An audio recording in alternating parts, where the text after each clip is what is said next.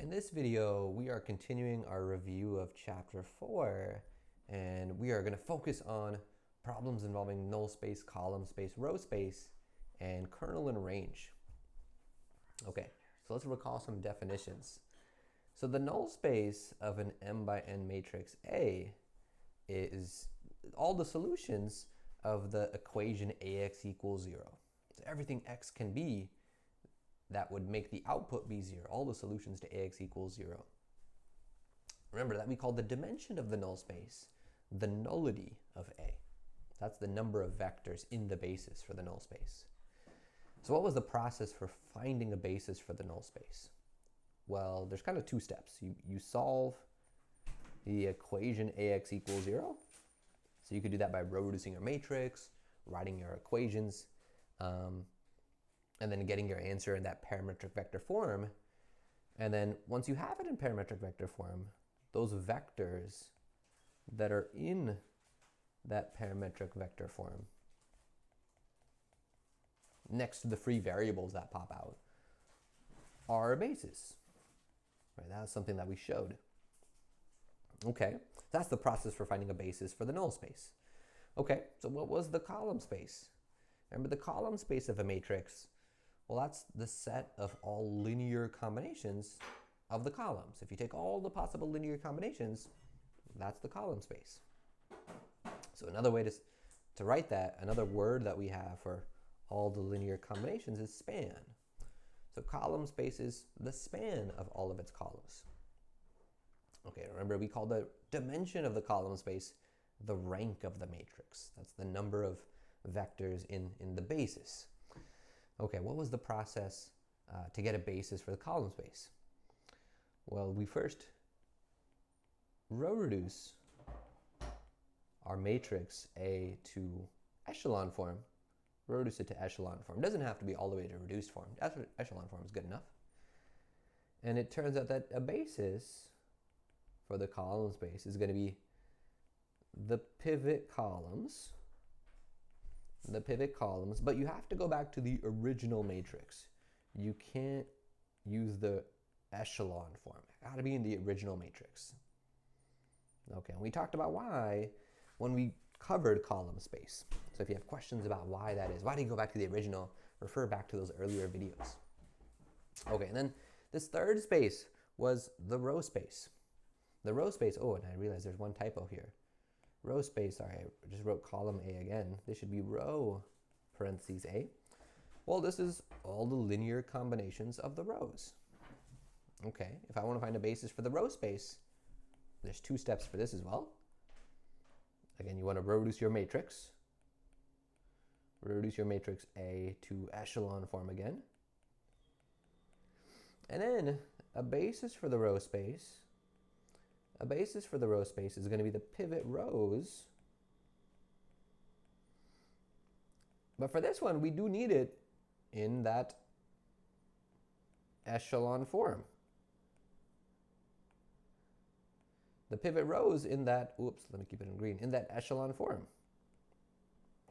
Okay, and when we first talked about row space in those videos, we talked about why that was. Why do you have to use the pivot rows in the echelon form and not the original? Okay. So in this video, in this worksheet here, I do have a practice problem that involves finding bases for each of these things: column space, null space, and row space. All of that's pretty kind of procedural, and we've done examples of this before, and I think it's more worthwhile for me to spend time talking about kernel and range, because those are a bit trickier. I would highly encourage you to tackle this practice problem on your own time, but I'm going to focus on a practice problem that involves the kernel and the range, just because I think that's a bit harder, and I think we're ready to tackle that challenge. Okay, so we've seen these terms as well before.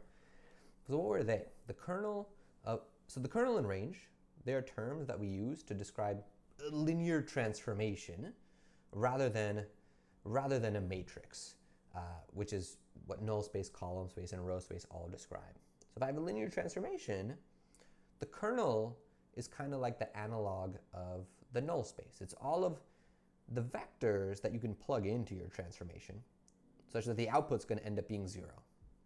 That's the kernel. The range, we've seen the word range before, even back in chapter 1. This set notation means it's all of the possible things that t of x could be, where the x, the input, happens to be in the domain v. Well, t of x is an output. So what this is really saying is the range is all the achieved outputs, all of the outputs we actually end up getting. Okay, and the range of a transformation is kind of like the analog of, it's the analog of the column space. All right, so let's do a practice problem. Let's say I have a transformation where the domain is P2, polynomials of degree at most 2, and the codomain is R2. I'm getting vectors that have 2 entries. The transformation inputs a polynomial, and what it outputs is this vector, where the entries are P of 0 and P of 2. I want to find a basis for the kernel and for the range, and then it asks, is the transformation 1 to 1, and is it on 2? Okay, so let's get a feel for this question. I'm inputting a polynomial in P2. Let's let this polynomial P of t equal at squared plus bt plus c. So if I plug this polynomial into my transformation, and I apply the formula P of 0 first and then P of 2 second, what that means to do is, well, I'll get a vector where the first entry is P of 0, which means plug 0 into the polynomial where t is. Well, that'll just leave me with c. The second entry says plug in 2, and that'll give me 4a plus 2b plus c. Okay, so that's the type of thing that I'm getting out. Okay, so now I want us to think about how might we get the kernel, and then after that, how might we get the range? Okay, so I want to give you an opportunity to try this first. So pause the video for about 3 minutes to try this. That's almost definitely not going to be enough time to finish the problem, but I mostly want you to be focusing on, well, what are the key ideas? What do these terms mean? How can I get started with this? So pause it in 4, 3, 2, 1. Pause the video and try this on your own first. All right, so hopefully you did that. Hopefully you paused it and tried it on your own. Let's talk about it. So for the kernel, I want to know everything I can plug in to get 0 as the output. So, you know, the output of this transformation looks like the vector c, and then I got a 4a plus 2b plus c. But I really want that to be equal to 0, 0 if I'm talking about the kernel. So that was the case, and now I write the equation for each. I write a match up the coefficients. So the first entry says c is 0. The second entry say 4a plus 2b plus c equals 0. In fact, I already know c is 0, so let's just make that simplification. This is 0. So, okay, then with one of these other variables, either a or b, I can isolate for them. Maybe I isolate the a. And if I isolate a, it turns out a is, well, it's negative 1/2 b. Okay. So now it's almost like, you know, when I solve a system of equations, I get my equations, and then I put them in that vector, parametric vector form. I'm gonna do that. So I have an a and a b and a c as my variables. Let's put them in a vector. I know what a is negative 1/2 b.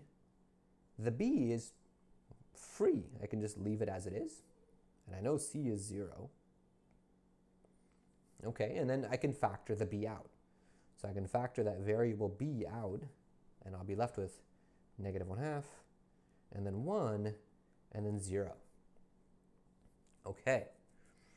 All right. So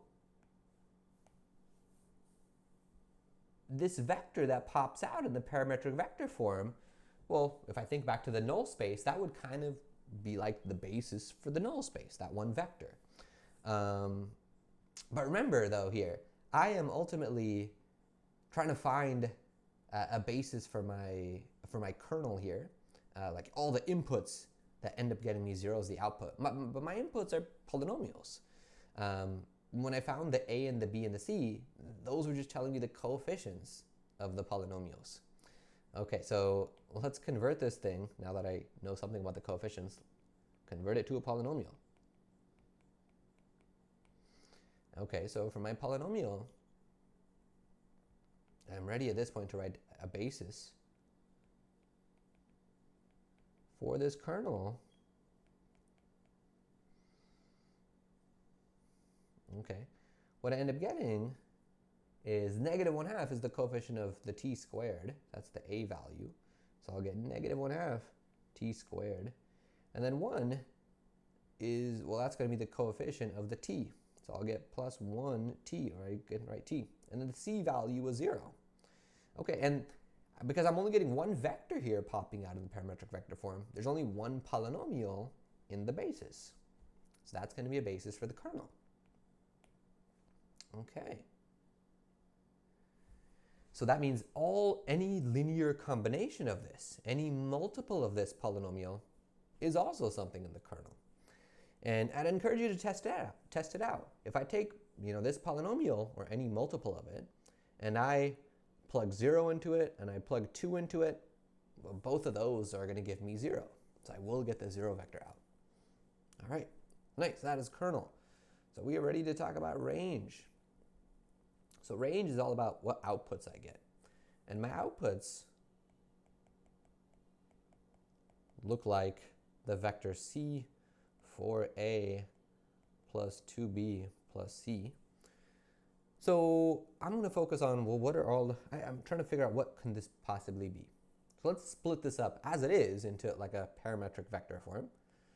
So I'd get a, and the coefficients of a are 0 and 4, plus b, and the b coefficients are 0 and 2, plus c, and those coefficients are 1, 1. Okay, so I have all the linear combinations of these vectors, which is the span of these vectors 0, 4, comma 0, 2, comma 1, 1. I got the span of these vectors. Okay, and I'm ultimately trying to kind of whittle this down to a basis. So any vector that's a linear combination of the others, I should throw that out. So I noticed that the first vector is, well, it's 2 times the second one. So I can remove it, and it doesn't change the span. Okay, so this will just be equal to the span of, let's remove it, just the second vector and the third vector. Okay. Let me just make a comment. Removing V1 doesn't change the span because it's a linear combination of the others. Doesn't change the span. That's what that spanning set theorem that we reviewed in the previous video says. Okay, so this is true by that spanning set theorem. Okay, now I have 2 vectors and they're not multiples. That means they're linearly independent. If I have 2 vectors, the only way they would be dependent is if they are multiples. Okay, so these 2 vectors, let me put it in a different color. These 2 vectors are linearly independent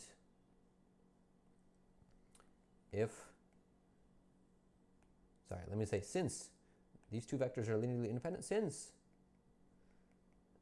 they are not multiples. Okay, these vectors are not multiples. That makes them linearly independent because there's just 2 of them.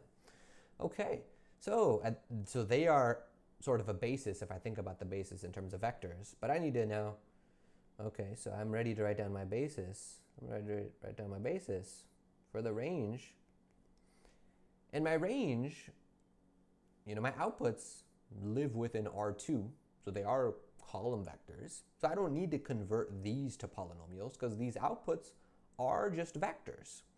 So the basis for my range is, well, just these vectors, 0, 2, and 1, 1. That's a basis for my range. Alrighty, so I'm going to box that. Awesome. Okay, the final parts of this question asked about, is my transformation 1-to-1, and is it onto? So is it 1-to-1, and is it onto? Okay.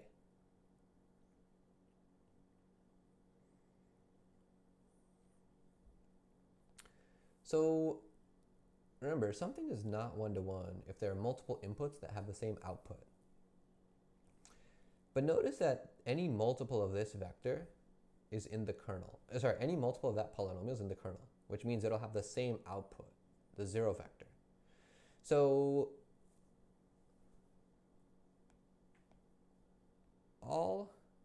what I can say is all multiples